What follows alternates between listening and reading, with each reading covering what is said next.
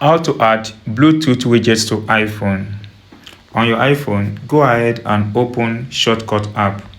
If it's not available on your device, then go to App Store and download Shortcut app on your device. Now that you've downloaded it, open it like this. Then go ahead and tap on the plus icon here. Now in the search button, type in Bluetooth. Now it comes out like this. Tap on the Bluetooth. Now here, tap on this turn. Depends. Then if it is off, just tap on it, then tap on this one that says toggle.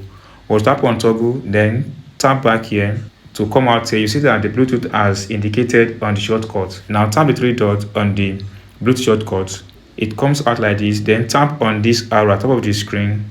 Now you have different options here. The first thing you have to do is to rename. Tap on this button to rename and set it as Bluetooth. And then tap out. You see that it has changed to Bluetooth. Tap on the arrow again. Tap on shoes icon. Don't forget we have this gray icon, so I will go to blue because it's blue. Let me tap on this deep blue. Then let's locate any logo that suits us. So let me pick from this button. Let me pick this key. Now once you do that, then you have indicated it, then tap back here. That has been indicated. Then tap on the arrow again. Then you see this one that says smooth. Then tap on add to home screen. Then once you tap on add to home screen, it comes out like this. Tap on add button here.